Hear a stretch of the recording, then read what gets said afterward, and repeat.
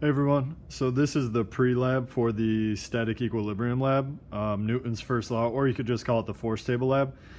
So the purpose up here, really the objective is to predict what force is needed to balance out this tug of war effect. You're going to get a table, which I'll show you in a second, but there's going to be two forces that you'll kind of set up, and then you need to predict the third force, what size and direction will create this static equilibrium effect, which is again like a tug of war where nobody wins. So part one, it is actually just forces in one dimension, just the x. So this one's kind of easier than the others. So I figured I would actually jump to part two, just because these are the harder ones, and I figured you would like to see the work for this. So first things first is actually you don't even look up here, you look at the data table down here, and force A, you can see that it's not a force. What you're literally going to do is actually hang a mass from a string, and because it's hanging, it'll actually be the gravitational force that is creating the force. So first thing is we want to take this mass and somehow calculate the gravitational force. First thing, get it out of grams, so that's 0.025 kilograms, and then multiply it by negative 9.8. In this next column though, I would write down 0.245 newtons, but you see its absolute value.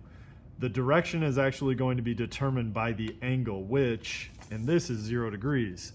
So this is a bird's eye view of the tabletop, and it's not zoomed in right now, but 0 degrees is a positive x. So what I would do is actually draw, in this picture, I would draw, hey, this is the direction of force A. All right, because they are vectors, direction is very important. Same thing would be done for mass B that's going to hang. Of course, it'll give me the exact same force. And of course I want units, so I did convert to kilograms and multiply by meters per second squared, so these are both newtons. But this force, even though it's the same magnitude, this is 90 degrees, which in this table is the positive y. Same magnitudes, but different directions. So what I really like about doing the picture up here is if you can think about tug of war, where this ring in the middle is what we don't want to move, I already have an approximation of which way I would need to have the third force pulling. It should actually be kind of down and to the left. How I can help myself out though is I can actually use these last two columns right here to predict this. So the force in the x for this one, since it's at 0 degrees, well, FA is all in the x, so all of this magnitude actually is in the x component. There's no need for component breakdown. I might even put positive if I want. This force B is all in the y actually, so this one all goes in the y and is in the positive y, and this should be pretty straightforward because I even filled out the other part for you, like it's not in the y and this is not in the x. All right, well, here's the whole point of doing this is then if I come up here to my math, it's pretty much set up for you guys, but if I want this to all balance out, Newton's first law says the sum of the forces must add up to 0. So I broke it down for you, FA plus FCX, which FCX is the unknown force we're trying to find, they should add up to 0. Why not B? Because B did not have a force in the x component. So FAX is actually all of its magnitude. It is positive 0.245 newtons plus the unknown force that I'm trying to figure out, FCX. Really simple math right now, but I want to see it, of course. Subtract this to the other side, and FCX equals negative 0.245 newtons. That definitely then means that it's pulling to the left, which kind of makes sense because it's got to balance out this. So I can come down here in the x component and put, you know what, FC is actually going to be negative 0.245 newtons. Same thing goes for y component right here. So there is no FA because it didn't have any magnitude in the y component, so it goes right to FB. That was in the positive y because it was 90 degrees. And FCY is the force I need to balance it out. Same thing happens, again, this one's real simple. FCY equals negative 0.245 newtons. All right. The idea is then this third force needs to pull both to the left and down. So what I actually have to do is think of two-dimensional. I need it to pull left, FCX, and down. What did I just do here? What we've always been doing. I just did tip to tail. This then represents the total force needed from mass C. So I can do my Pythag real quick for this and show my work right here, which I'm not going to show just to limit the length of this, but 0.25 squared plus 0.25 squared. Take the square root of that answer. Oh, gotta do it again. 0.25 squared plus 0.245 squared plus 0.245 squared, and then take the square root of that. Sorry, I don't use this calculator, so it's taking me a little bit of time. And I get, so I hope my math is correct, but of course you would want to show your work. I get the magnitude is 0.346 about newtons.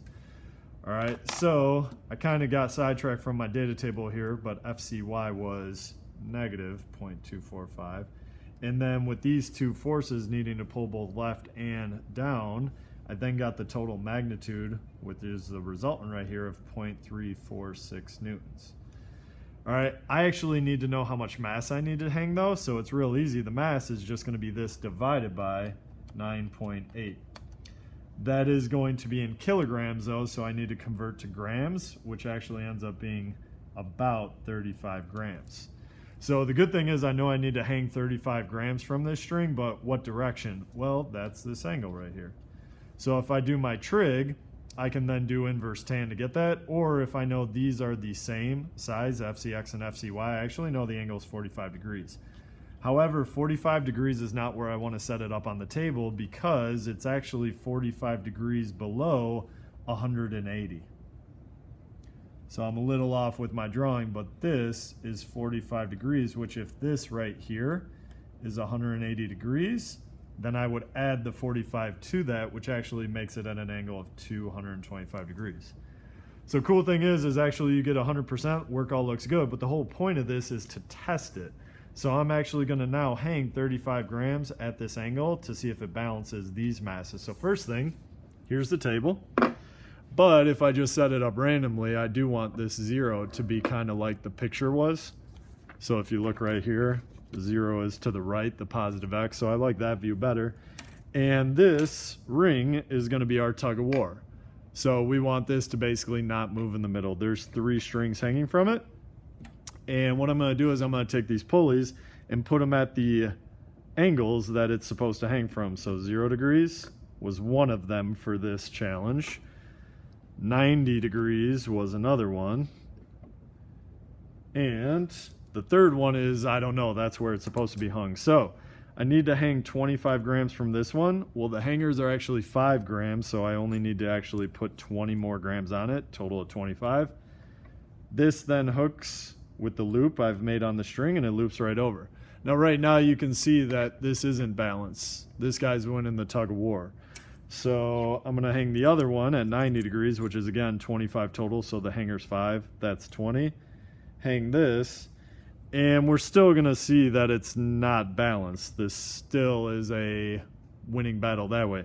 We said the third one's probably somewhere over here, but I don't want to pull with my hand. I want to take the pulley.